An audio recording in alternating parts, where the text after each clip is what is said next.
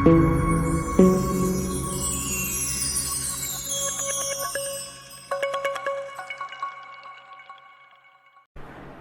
सभी को, वर्णमाला क्लासेज में आप सभी का स्वागत है। मेरा नाम है हेमंत बसवाल और आज हम बात करेंगे कि नेट का एग्ज़ाम पोस्टपोन होने के बाद हमें किस प्रकार अपनी पढ़ाई जारी रखनी चाहिए और आगे की स्ट्रेटजी हमें किस प्रकार बनानी चाहिए। ये एग्ज़ाम पोस्टपोन होना किसी के लिए तो काफ़ी एक तरह से कहें खुशी की बात है और किसी के लिए ज़्यादातर लोगों के लिए एक तरह से कहें कि बहुत ख़राब बात है, क्योंकि ये 6 महीने पहले एग्ज़ाम होना था और जब इसकी डेट मई में आई है तो वो भी आगे पोस्टपोन हो गया है, जिसकी भी अभी तक डेट कंफर्म नहीं है कि वो कब तक होगी। तो डेट की जैसे हमने पिछले वीडियो में बात की थी कि डेट इसकी करीब करीब अगर हालात सही हो जाते हैं, अगर सबसे अच्छे हालात रहते हैं, तब जाके इसकी डेट जून के मिड में कहें कि 20 जून के आसपास से इसकी डेट डिसाइड हो सकती है। तो जो जून का एग्ज़ाम जिस प्रकार होता था 23 या फिर 20 मई जून के आसपास से, उसी प्रकार से इसकी डेट रह सकती है। और अगर वो डेट अगर रहती है उसको हम मान के चलें, क्योंकि वही सबसे अच्छे हालात में, क्योंकि 15 दिन पहले भी उनको बताना पड़ेगा पहले तो कि नेट का एग्ज़ाम फला तारीख को है, और दूसरा कि उसके बाद उनको सारे सेंटर वगैरह डिसाइड करने होंगे। तो उसके लिए करीब देख लें तो मई के एंड में जाके अगर वो डिसाइड करते हैं तो वो करीब 20 के आसपास की डेट निकलेगी। तो हम मान के चलते हैं कि हमारे पास मई है, पूरा मई है हमारे पास, ये हम मान के चलते हैं। पीछे के जो 20 दिन हैं उनको भी हम काउंट नहीं करते हैं। तो उसके अकॉर्डिंग हमारे पास दिन बचते हैं 7 दिन तो अप्रैल के और 30 दिन मई के, तो ये टोटल मिलके हो जाते हैं 37 दिन। और 37 दिन के लिए अगर हम माने, आज 22 तारीख है और अगली 22 तारीख तक, मई की 22 तारीख तक हम माने कि 30 दिन, और साथ में उसके बाद के 7 दिन, और 7 दिन का हमारा 30 दिन में हम अपना सिलेबस कंप्लीट करते हैं या फिर जो भी हमने पढ़ा है उसका रिवीजन करते हैं, और उसके बाद 7 दिन में हम उसका क्वेश्चन सॉल्व करते हैं और रिवीजन करते हैं जो भी हमने 30 दिन के अंदर पढ़ा हुआ है। तो हमारा जो नेट का एग्ज़ाम है, या फिर JRF कहें कि JRF एक तरह से हमारा क्लियर हो सकता है। और ये अगर रणनीति हम अच्छे तरह से फॉलो करते हैं जो मैं बताने जा रहा हूँ, तो डेफिनेटली हमारा जो नेट का एग्ज़ाम है वो क्लियर होने में कोई हमारी दो राय नहीं रहेंगी।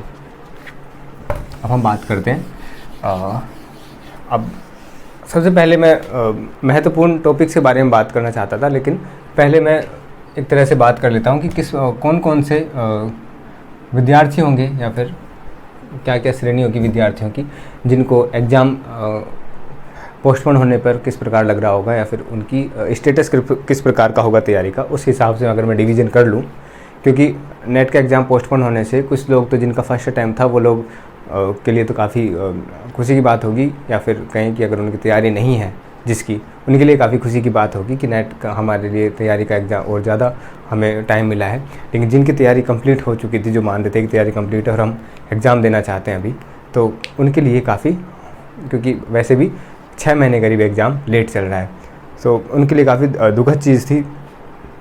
उस वजह से हम बता देते हैं कि किस प्रकार से दोनों को अपनी रणनीति रखनी चाहिए। जिनकी तैयारी भी पूरी थी तो उनको भी ये सोचना चाहिए कि, क्योंकि कई चीज़ें ऐसी होती है कि जो कि एग्ज़ाम के बाद हमें पता लगती हैं कि हाँ भाई मेरा पर्टिकुलर टॉपिक था वो छूट गया था, तो इस वजह से मेरा 1 नंबर से रह गया, या फिर कहें कि 2 नंबर से रह गया। इतने से एग्ज़ाम छूटता है, इतने से ही नेट से होता है, इतने से हमारा JRF छूटता है हर बार, बहुत ज़्यादा कोई फ़र्क नहीं होता है। तो वो सब के लिए हमारे को एक तरह से पॉजिटिव होना चाहिए कि हमारे पास तैयारी करने के लिए और ज़्यादा समय है। तो या फिर थर्ड कैटेगरी में मैं वहीं से स्टार्ट करता हूँ, जिनको MPhil या फिर PhD में जिनको एडमिशन लेना था इस साल, उनके लिए, और सेकंड जिनका नेट क्लियर हो चुका है, या फिर जिनको JRF के लिए जो कहें कि नेट से JRF के लिए जो प्रयास कर रहे थे, और सेकंड फर्स्ट वाले कि जिनको फर्स्ट अटैम्प्ट है, जिनका अभी मास्टर्स कंप्लीट हुआ है इस साल ही, या फिर वो मास्टर्स के सेकेंड ईयर में हैं, तो उनके लिए कहें कि अलग अलग स्टेटस होगा उनका तैयारी का। इनकी तैयारी काफ़ी अच्छी होगी, इन्होंने बहुत कुछ पढ़ रखा होगा, इनकी तैयारी इनसे अच्छी होगी लेकिन इनसे कम होगी। और ये एक तरह से कहें कि ये दोनों, मैं एक तरह से मानता हूँ कि बहुत ज़्यादा सीरियस थे इस एग्ज़ाम को लेके, और ये इनके लिए पहला अटैम्प्ट था। तो पहले अटैम्प्ट वालों के लिए मैं मानता हूँ कि जो NCERTs हमारी हैं, NCERTs जो हमारी हैं वो इन्होंने पढ़ी होगी, क्योंकि हम अगर हमारा सब्जेक्ट है आर्ट्स का तो हमने पहले NCERT वगैरह पढ़ी होगी, बेसिक बुक्स जो है अगर हमने MA करी है। तो मुझे लगता है कि सबसे पहले हमें इन्हीं को ही रिवाइज़ करना चाहिए, इन्हीं को रिवाइज़ करना चाहिए, जो कि RS शर्मा और सतीश चंद्र और दूसरा बिपिन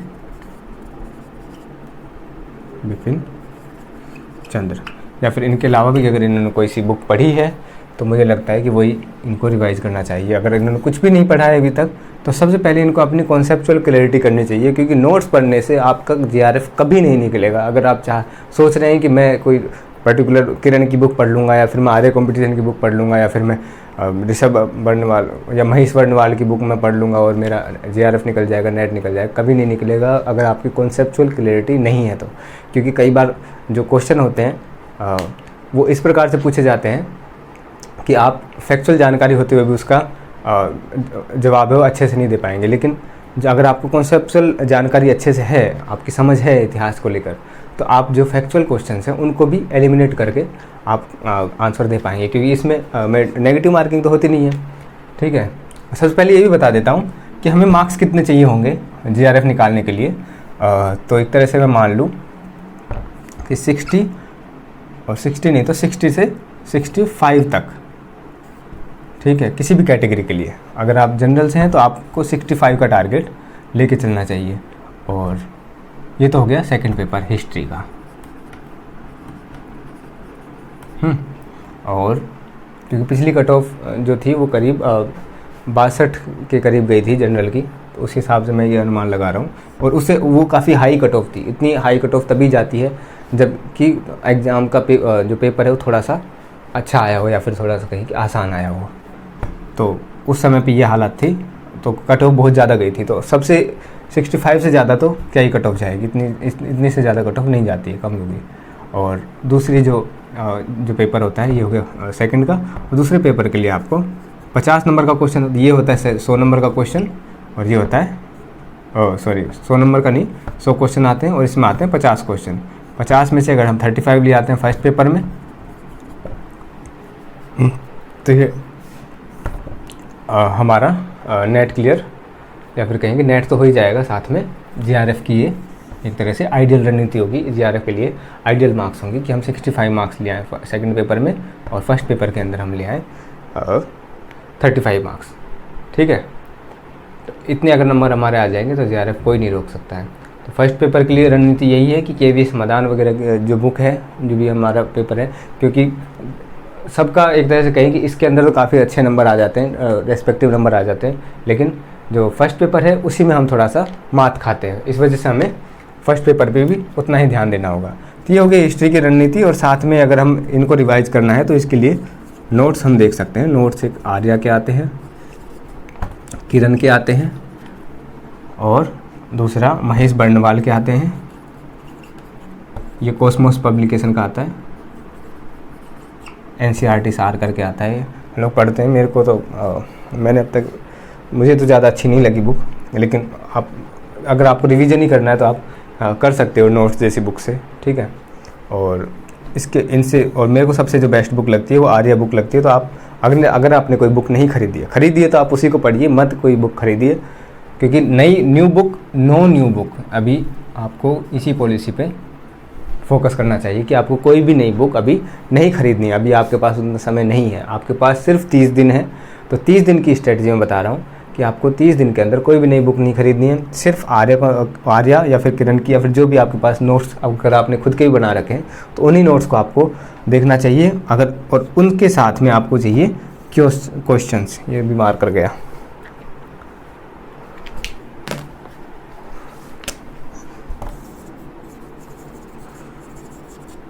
क्वेश्चंस के लिए एक मैंने बताया था अरिहंत की बुक आती है, और एक आता है घटना चक्र। ठीक है, दोनों बुक मैं आपको दिखा देता हूँ दोनों की कैसी बुक होती है। ये तो है घटना चक्र, ठीक है। इसकी आप मोटाई देख सकते हैं, ये है, और दोनों का फ़र्क भी बता दूंगा। और ये है अरिहंत की बुक, और इसकी मोटाई आप देख सकते हैं, ये है। तो दोनों की आप मोटाई लंबाई देख लीजिए। ये काफ़ी हैवी बुक है, और ये काफ़ी, ये कहेंगे शॉर्ट तो नहीं कहेंगे, लेकिन काफ़ी व्यवस्थित तरीके से इसको घटना चक्र को लिखा गया है। ये हालांकि यूपीएससी वगैरह के लिए और जो कॉलेज या फिर कहेंगे स्कूल व्याख्याता है उनके लिए ये बुक मेनली लिखी गई है, या फिर जो स्टेट पीसीएस के एग्ज़ाम होते हैं उनके अकॉर्डिंग ये इस बुक को लिखा गया है। तो आप, हिंदी में भी आती है, ये मेरे पास इंग्लिश में है। इसके अंदर जो दिया गया है उसके अंदर टॉपिक वाइज चीज़ें दी गई हैं, टॉपिक वाइज क्वेश्चन दिए गए हैं। जैसे ये टॉपिक स्टार्ट हुआ, इसका थोड़ा सा विवरण देके यहाँ पर दिया गया है। क्वेश्चन के बाद ही इसका, क्वेश्चन के बाद में ही डायरेक्ट उसका आंसर दिया गया है, और वो चीज़ यहाँ पर अनुपस्थित मिलती है। ये एक प्रकार से क्वेश्चन है, अगर आपको रोज़ क्वेश्चंस लगाने हैं या फिर कहें कि रोज़ एक पेपर सॉल्व करना है, तो उसके हिसाब से बेस्ट बुक है। यहाँ पर नेट के पेपर भी दिए गए हैं 4 शुरुआत में, और बाद में पीसीएस एग्ज़ाम्स के अंदर जो हिस्ट्री के क्वेश्चंस आए हुए हैं, हिस्ट्री के जो पेपर आए हुए हैं उनके यहाँ पर दिए गए हैं। इसके अंदर भी उत्तर जो है क्या कहें कि साथ में दिए गए हैं, ठीक है। लेकिन ये है कि इसमें क्वेश्चन पेपर दिया गया है, और क्वेश्चन पेपर के अंदर डिवाइड किया हुआ है, और उसके अंदर डिवीजन किया हुआ है, और फिर क्वेश्चन दिए गए हैं। तो मुझे घटना चक्र ज़्यादा अच्छी लगी, और अरिहंत जो है वो इन दोनों कैटेगरियों के लिए, अरिहंत मैं कहूँगा कि ज़्यादा अच्छी है। जिन्होंने काफ़ी पहले काफ़ी अच्छे से हिस्ट्री पढ़ी हुई है, और जिनको प्रैक्टिस के लिए वो बुक चाहिए, क्योंकि वो बुक शुरुआत में कंप्लीट करने के लिए, जो फर्स्ट टाइम जो दे रहा है उसके लिए कंप्लीट करना बहुत भारी काम हो जाएगा, वो उसी बुक के अंदर ही लगा रहेगा, वो कुछ कर नहीं पाएगा। तो सबसे पहले है कि घटना चक्र से हमें बहुत ज़्यादा अच्छी कॉन्सेप्चुअल नॉलेज और एक तरह से कहें बहुत ज़्यादा अच्छी समझ हमारी विकसित हो जाती है। इस वजह से जो फर्स्ट कैटेगरी में जो लोग, जिनका कहें कि जो लोग पहली बार एग्ज़ाम दे रहे हैं, उनके लिए घटना चक्र मेरे हिसाब से बेस्ट बुक रहेगी।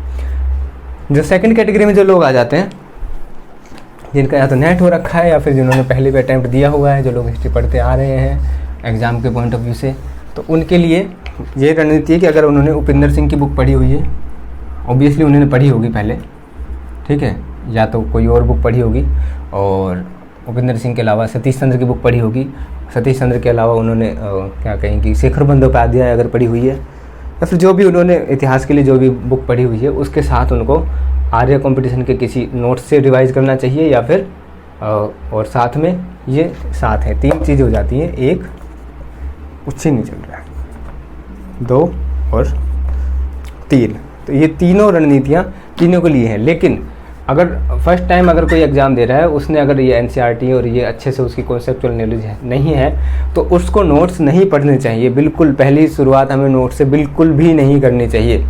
हमें पहले इन एनसीईआरटीज़ को कंप्लीट करना चाहिए और इन्हीं का रिवीजन करना चाहिए, और भले तो हम इसको नोट्स को भी छोड़ सकते हैं और हमें क्वेश्चन पेपर पे भी डायरेक्ट आ सकते हैं। इन दोनों कैटेगरीज़ के लिए यही रहेगा कि इनको रिवीजन पे सबसे ज़्यादा ध्यान देना होगा, क्योंकि इन्होंने अपनी चीज़ें पहले से कंप्लीट की हुई है, इन्होंने काफ़ी अच्छे से की हुई है। इन्होंने थोड़े कम अगर की हुई है तो उन चीज़ों का ही वापस से रिवीजन करें, और इनको ज़्यादा से ज़्यादा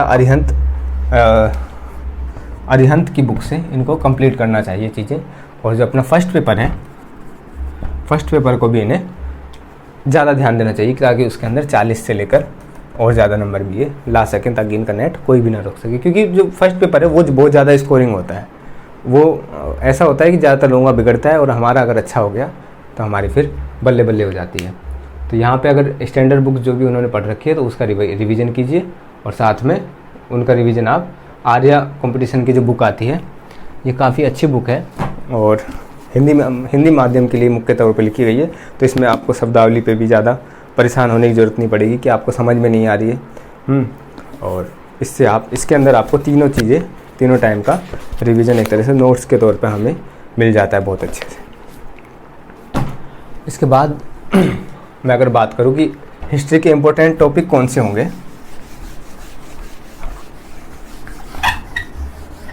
क्योंकि मेरे से भी लोग पूछ रहे हैं कि इम्पोर्टेंट टॉपिक बता दीजिए।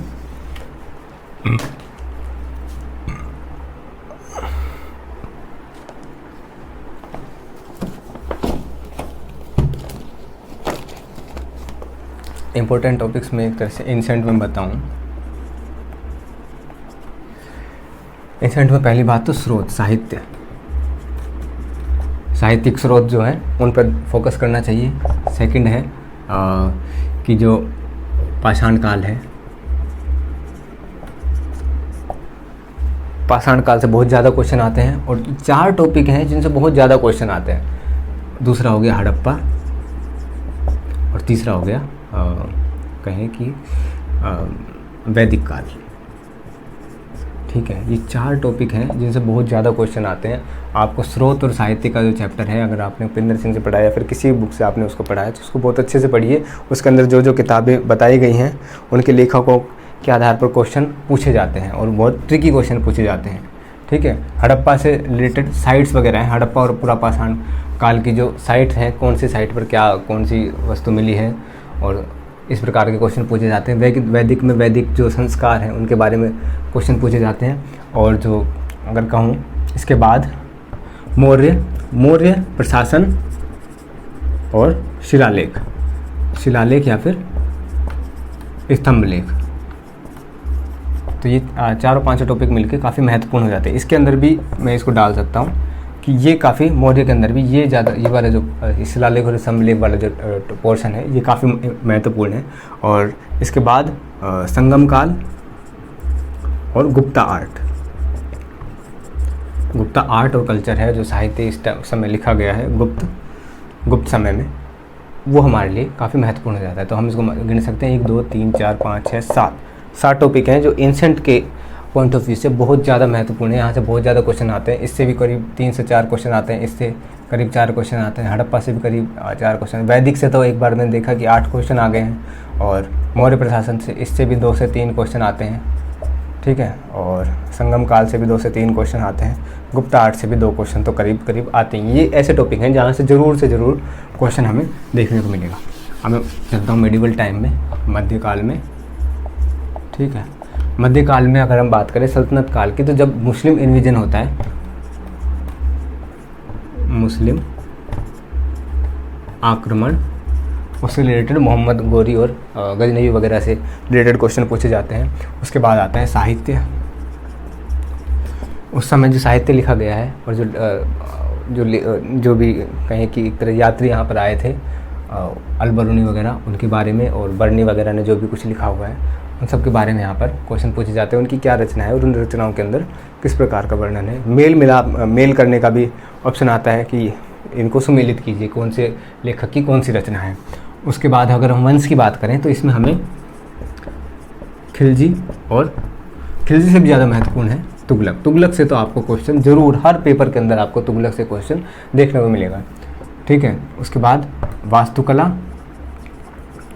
या फिर कहें कि स्थापत्य कला, यहाँ से भी हमें क्वेश्चन देखने को मिलेगा। अब इन दोनों टॉपिक से भी हमें मुगल काल में हमें क्वेश्चन देखने को मिलेंगे। और मुगल काल के हम शासकों की बात करें तो बाबर सबसे ज़्यादा महत्वपूर्ण हो जाता है, अकबर, जहांगीर, ठीक, और औरंगजेब। पिछले उस वीडियो में मैंने बताया था कि चित्रकार, यहाँ से चित्रकारों के बारे में क्वेश्चन पूछे जाते हैं, अकबर और जहांगीर के समय के जो भी चित्रकार हैं, और वास्तुकला और स्थापत्य कला से यहाँ पर क्वेश्चन पूछे जाते हैं। ठीक है, और दूसरा जो क्वेश्चन यहाँ से अगर पूछा जाएगा तो वो आएगा विजयनगर साम्राज्य।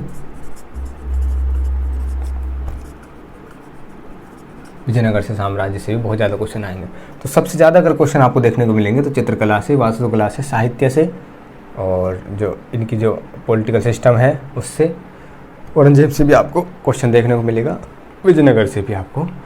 और सबसे महत्वपूर्ण हो जाता है सूफी, भक्ति और सूफी जो मूवमेंट है, 1 2 3 4 5 6 7 भक्ति सूफी मूवमेंट के जो जितने भी संत वगैरह हैं उनकी रचनाएं हैं उनके बारे में क्वेश्चन हमें ज़रूर देखने को मिलते हैं। ठीक है, ये हो गया मध्यकाल। और अगर मैं 4 पार्ट में इसको डिवाइड करता हूँ, मैंने किया नहीं पहले, और आधुनिक काल, और आधुनिक काल के बाद आएगा इतिहास लेखन। ठीक है, आधुनिक में ब्रिटिश आगमन, उसके बाद गवर्नर जनरल और वायसराय, इनके सराय, इनके समय में कौन कौन से बदलाव हुए थे, कौन कौन से एक्ट आए थे, उसके बारे में क्वेश्चन पूछा जाता है। और फिर इसके बाद मैं कहूँ तो 1857 की क्रांति और दूसरे अन्य विद्रोह, इनसे ये बहुत ज़्यादा महत्वपूर्ण टॉपिक है, ठीक है, ये बहुत महत्वपूर्ण टॉपिक है। इसके बाद जो आता है कांग्रेस, ठीक है, धर्म सुधार या फिर कहें कि सामाजिक और धार्मिक सुधार आंदोलन। फिर आता है गांधी जी से रिलेटेड जितने भी आंदोलन हैं, जितने भी उनने कहीं सत्याग्रह वगैरह किए हैं, उनसे क्वेश्चन आने की संभावना रहती है। उन्होंने जो पेपर वगैरह लिखे हैं, कहीं कि प्रेस, तो अखबार वगैरह जो भी है, जो आंदोलनकारी है उन्होंने अखबार वगैरह अपने अपने निकाले थे, अपनी अपनी मैगजीन निकाली थी, उससे क्वेश्चन आते हैं।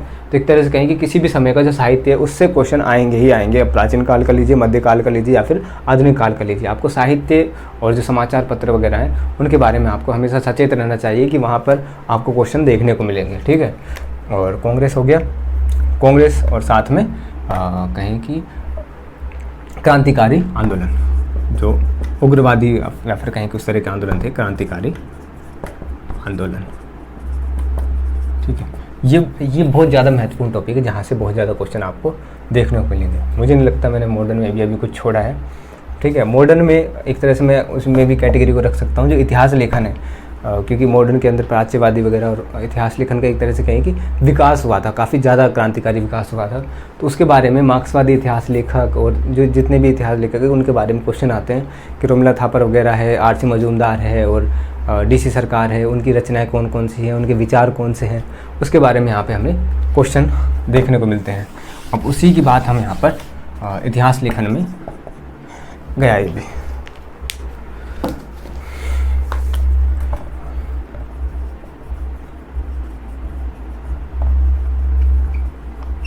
इतिहास लेखन या फिर इतिहास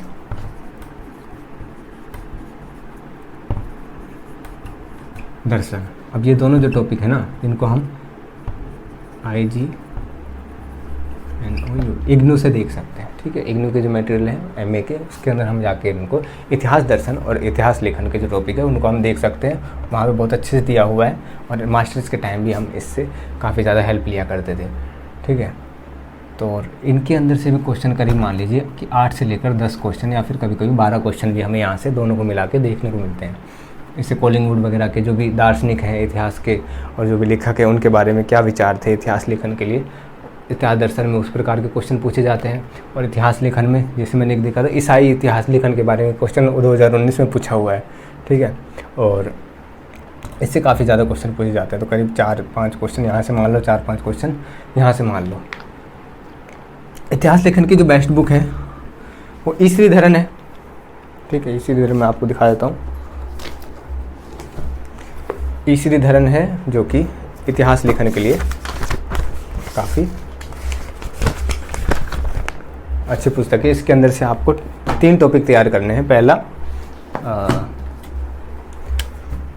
मध्यकालीन इतिहास लेखन और दूसरा आधुनिक के बाद एक मार्क्सवादी।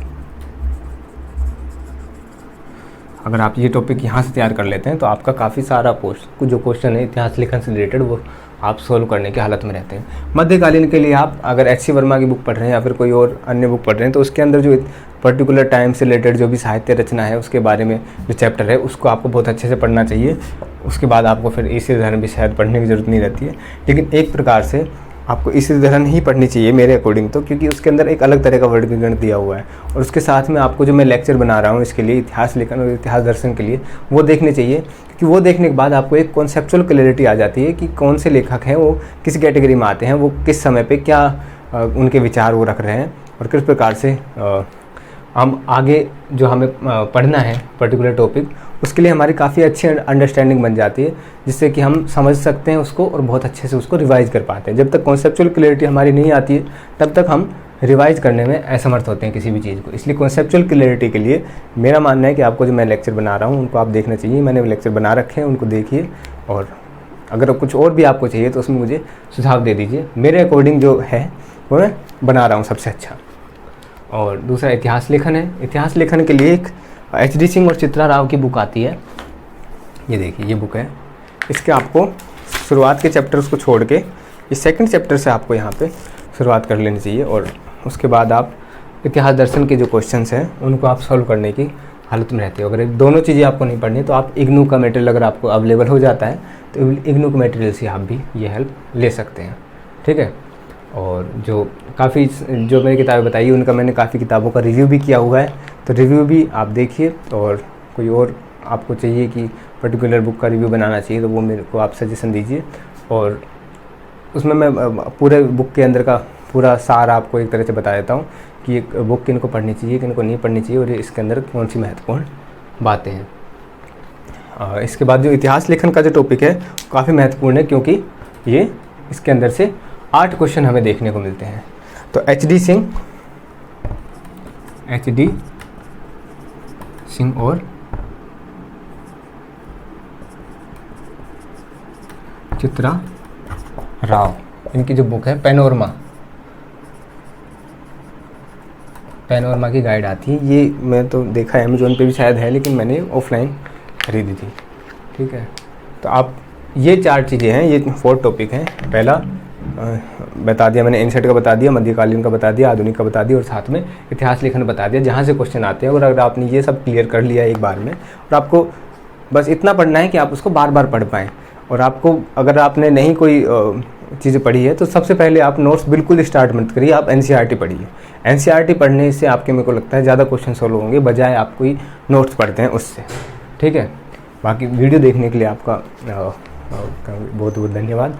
और आपको अगर वीडियो अच्छी लगती है तो इसको शेयर कीजिए, सब्सक्राइब कीजिए और लाइक कीजिए, और अपने उन दोस्तों के साथ शेयर कीजिए जो कि नेट का एग्ज़ाम दे रहे हैं। धन्यवाद।